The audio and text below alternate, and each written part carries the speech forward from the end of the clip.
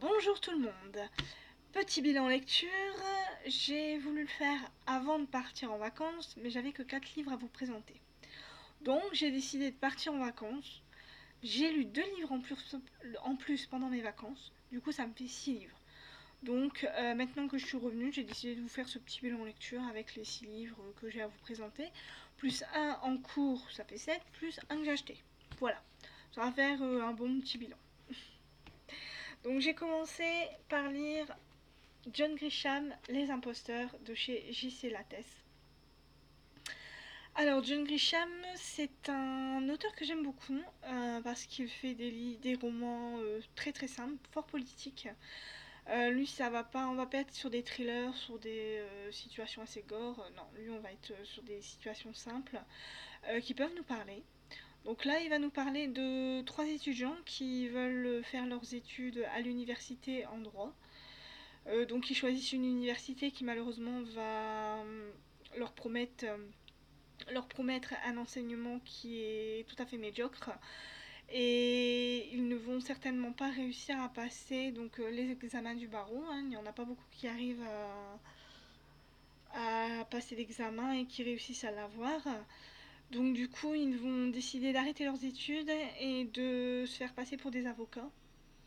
Et ils vont tenter de résoudre des petites affaires, des gens qui ont commis des vols ou des conduites en état d'ivresse.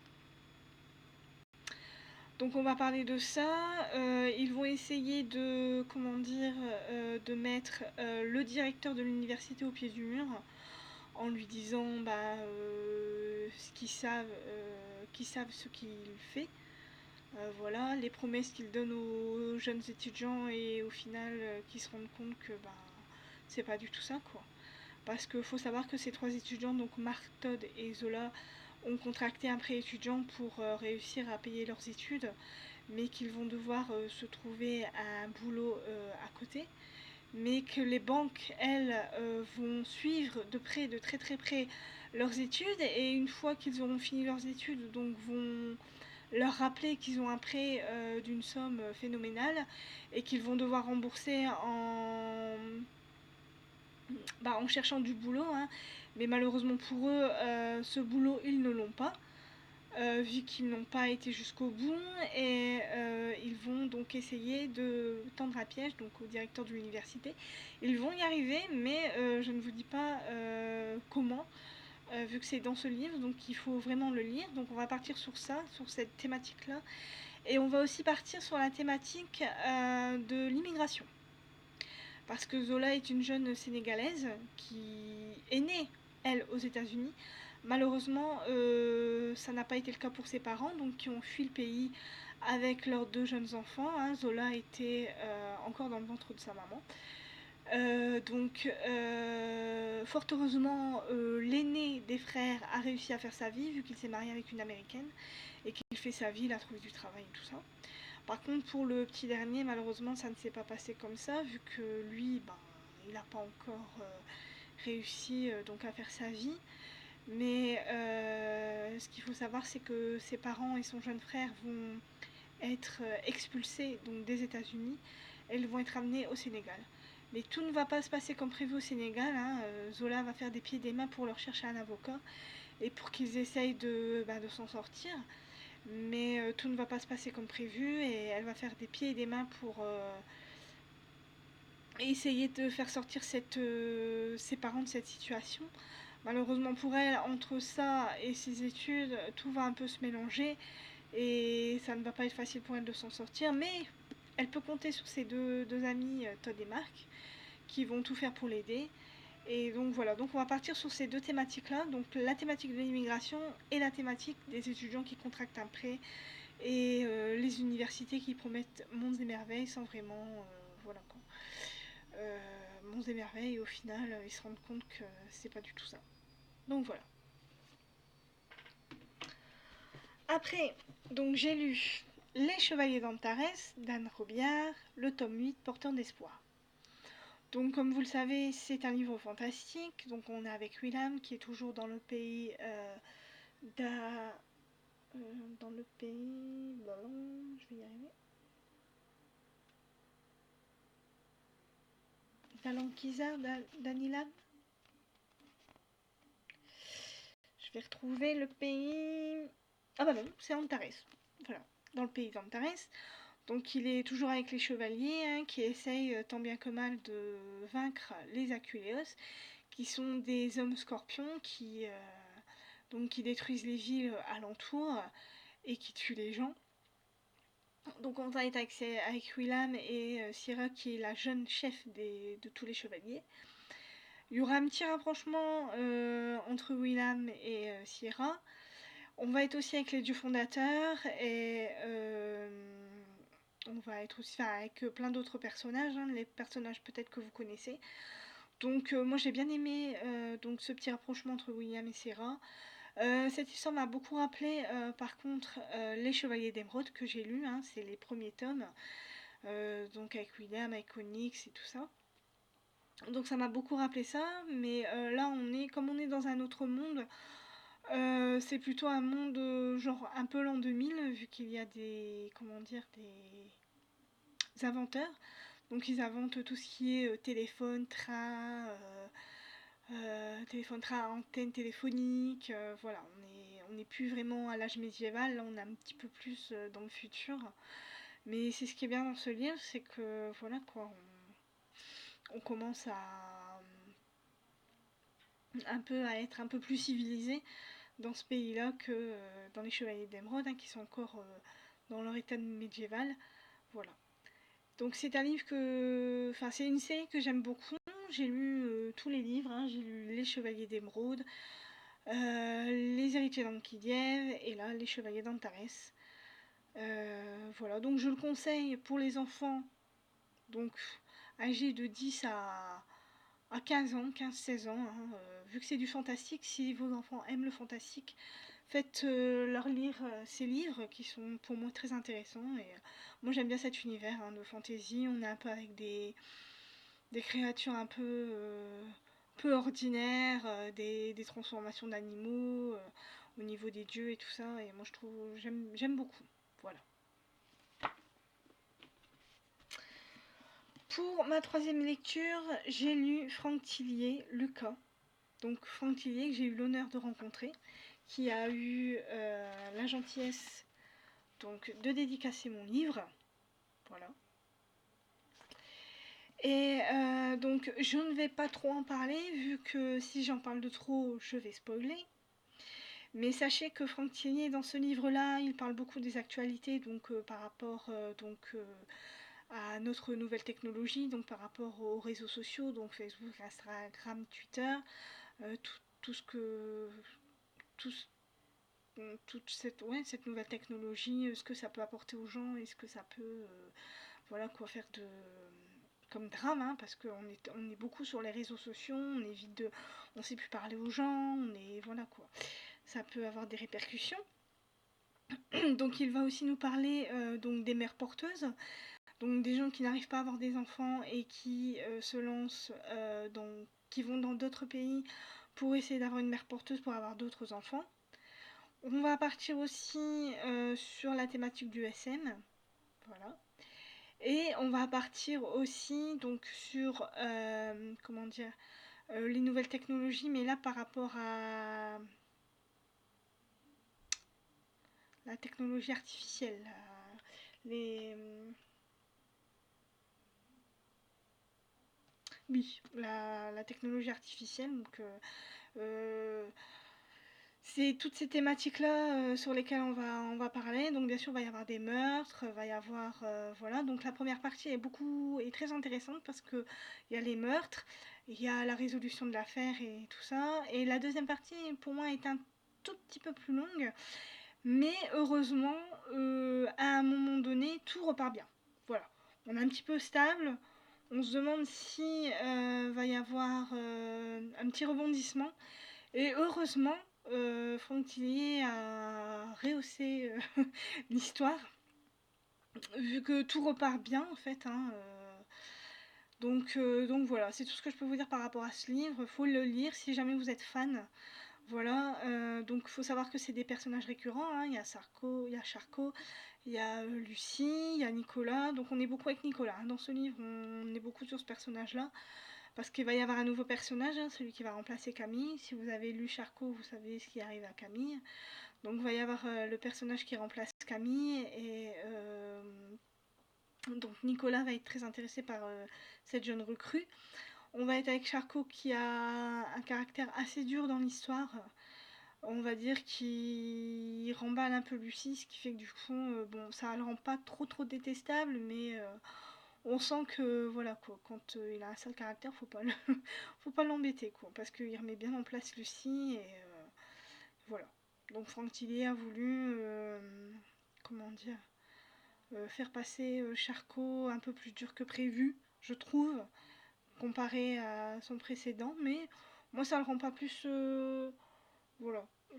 Moi, pour moi, ça rend pas détestable. Il y en a qui ont trouvé que le personnage de Charcot était un peu détestable par rapport aux autres. Moi, je trouve que ça allait. Bon, c'est vrai qu'il est un peu dur par rapport à Lucie, mais bon, ça, comment dire, ça rehausse un peu le personnage, on va dire ça. Voilà quoi. On n'est pas dans le pays des bisounours non plus, donc voilà. Donc voilà, donc si vous êtes fan de Franck Tillier, surtout lisez-le, hein, il est très intéressant. Donc en quatrième livre, donc j'ai lu Nicky French, Le jour des saints. Donc on retrouve Frida Klein qui essaye de se cacher de Dan Reeve, hein, son éternel, comment dire, l'éternel tueur, hein, celui qui essaye de la protéger, oui et non, qui commet des meurtres et qui essaye de la faire sortir de son trou.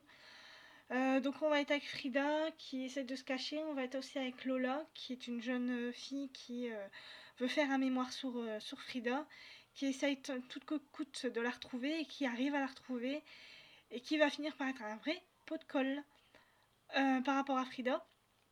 Donc elle va faire pire que mieux en essayant d'être avec Frida,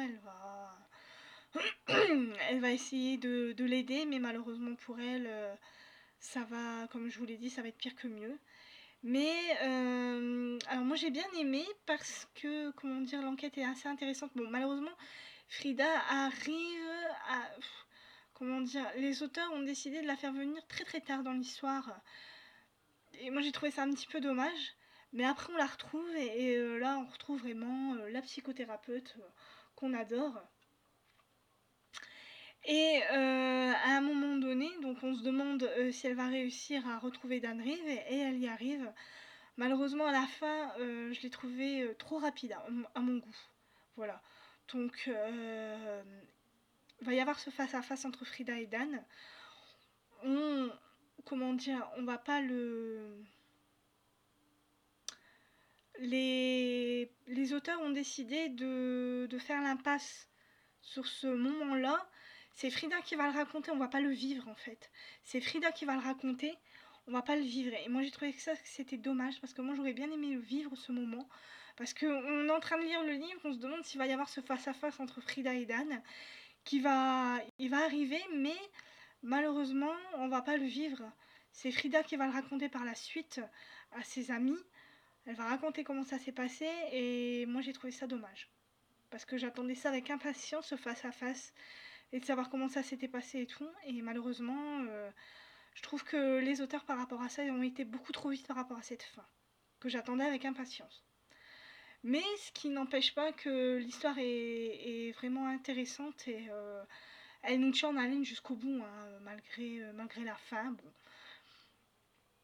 Voilà. Mais l'histoire est intéressante malgré tout. Donc si vous êtes fan, si vous avez lu tous les premiers du lundi au dimanche, lisez celui-là, ça serait dommage de ne pas le lire, malgré tout. Voilà. En cinquième livre, donc j'ai lu J.R. dos Santos, L'homme de Constantinople, chez HC Éditions. Alors, moi j'adore J.R. dos Santos. J'ai lu tous ses bouquins. Le moins que j'ai aimé, c'était Signe de vie. J'ai trouvé un petit peu trop scientifique, à mon goût. Là, on part sur autre chose. Il va nous raconter la vie d'un homme, d'un jeune Arménien, Donc il va nous raconter ça. Enfin, en fait, c'est ce jeune Arménien à la fin de sa vie, quand il est sur son lit de mort, qui va, comment dire, c'est son fils en fait, qui va trouver les pages manuscrites de son père. Donc il va lire l'histoire de son père. Donc ce jeune Arménien qu'on appelle Monsieur 5%. Et on va savoir pourquoi on l'appelle Monsieur 5%. En fait, ça va être le roi du pétrole. Et le roi des belles choses, en fait. Cet homme aime tout ce qui est œuvres d'art, objets d'art, sculpture, tout ça. Et on l'appelle Monsieur 5%, ça va être le roi du pétrole. Il est vraiment très très intelligent, ce monsieur. Et donc on va vivre sa vie donc, en Arménie. Hein, donc il va vivre en Arménie, il va vivre à Constantinople, il va vivre à Lisbonne, il va voilà, à Londres aussi, il va vivre à Londres. Et donc voilà, donc on va vivre la vie de cet homme qui a, qui a rencontré beaucoup de personnes. Il a rencontré Churchill, il a rencontré Monsieur Ritz. Voilà, il y a beaucoup de personnages qu'il a rencontrés et moi je trouve que c'est très très intéressant de suivre la vie de cet homme qui a vécu voilà, plusieurs décennies. Hein. Alors après je sais pas jusqu'à quand est-ce qu'il est mort, puisque là dans le livre on ne le sait pas, vu qu'il va y avoir un second tome. Hein, va y avoir, alors le second tome ça sera, c'est marqué là, Un milliardaire à Lisbonne, mais il sortira qu'en 2020. Mais si vous aimez J.R. Dos Santos et si vous avez lu tous ses livres, lisez celui-ci. Bon, là, on va plus être avec Thomas. Hein, là, on va être avec... ça va être une toute autre histoire. Hein, c'est des faits réels. Ce monsieur a vraiment existé. Et moi, c'est ce que j'ai vraiment aimé dans ce livre. Il se lit très très facilement. Hein, même s'il est gros, c'est un pavé. Mais il se lit vraiment très très facilement. Un peu plus de 400 pages. 455 pages. Mais voilà, moi j'aime bien tous ces personnages réels qui ont existé et j'ai trouvé que c'était vraiment très intéressant. Je ne connaissais pas ce monsieur et j'ai appris à le connaître et voilà, et c'est toujours intéressant comment dire, ça enrichit la culture personnelle, je trouve, de connaître des hommes comme ça qui ont rencontré des personnages illustres, hein, comme Churchill, Monsieur Ritz, celui qui a fait le Grand Ritz. Et moi j'ai trouvé ça très très intéressant. Voilà. Donc lisez-le, hein, surtout. Si vous avez lu les autres livres de J.R. Dos Santos, lisez celui-là, je trouve qu'il vaut le détour. Voilà. Et en dernier livre, j'ai lu Giacometti Raven, La Nuit du Mal. Donc c'est la suite du livre Le Triomphe des Ténèbres. Donc voilà. Donc dans le Triomphe des Ténèbres, on est avec, donc en gros, l'histoire globale. Donc on va être pendant la Seconde Guerre mondiale, Hitler est au pouvoir et il cherche absolument le pouvoir absolu. Donc il pense que s'il arrive à avoir des croix spéciales, c'est des croix... des svatsika sacrés. Et il pense que s'il a toutes ces armes-là, qu'il va réussir à conquérir tous les pays, faire un peu comme Napoléon. Donc voilà, donc on va être avec les personnages que vous avez retrouvés dans Le Triomphe des Ténèbres. Donc je peux pas trop vous en parler, vu que là c'est un tome 2, c'est assez compliqué de raconter l'histoire d'un tome 2 quand on a lu le tome 1 et que ça fait un moment qu'on a lu. Mais voilà, c'est les personnages récurrents. Hein. Là on va être donc avec Himmler, avec Churchill, avec Tristan, on va être avec Laure, qui est une jeune résistante française, et avec Erika, qui est une archéologue allemande. Voilà, donc on va avec tous ces personnages-là, et avec cette passion pour l'ésotérisme, en fait. Hein. C'est aussi un livre sur l'ésotérisme, sur le bien et le mal, enfin tout ça, quoi. Donc voilà, c'est un peu compliqué pour moi de vous le présenter, vu que c'est un tome 2. J'ai un petit peu mal par rapport à ça, mais bon, voilà. Donc si vous avez aimé Le Triomphe des Ténèbres, lisez La Nuit du Mal. Moi je trouve que c'est un très très bon livre. Il se lit très très vite. Il ne fait que... Alors si je regarde le nombre de pages... 400, un peu plus de 400 pages. 421 pages. En sachant que ce qui est bien chez Giacometti et Raven, donc c'est ces deux personnes, hein, c'est un roman à quatre mains. Ce qui est bien avec ces deux personnes, c'est qu'à la fin du bouquin, ils disent ce qui est faux et ce qui est vrai. Voilà. Parce que bien sûr, ils ont pris des personnages réels, mais ils ont mis des choses fictives aussi, hein. Dans ce roman-là, on connaît aussi ce qui s'est passé par rapport à Hitler, son passé, comment il est arrivé au pouvoir en Allemagne, mais on est aussi un peu avec du fictif, hein, parce que les croix de Swatika, on ne sait pas si elles ont vraiment existé. Donc voilà, il y a des choses que l'on apprend dedans qui sont vraies et ils nous le disent dans le roman, à la fin du roman. Et il y a des choses, c'est fictif, ça on doit bien s'en douter, hein, on se doute bien qu'il y a des choses un peu fausses dedans. Mais ce qui n'enlève pas la qualité du roman, hein, moi j'ai beaucoup aimé. C'est un bon thriller.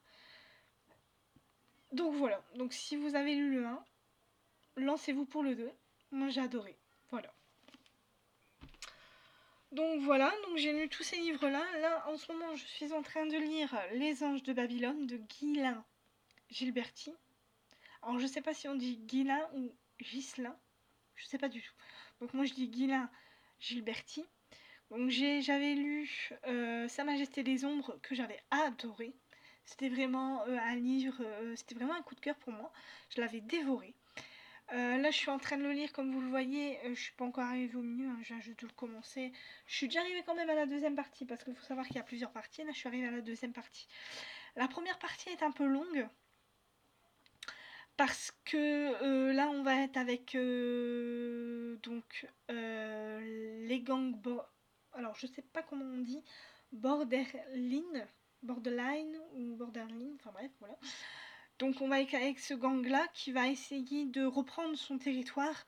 Donc ils vont tuer beaucoup de personnages dans cette première partie.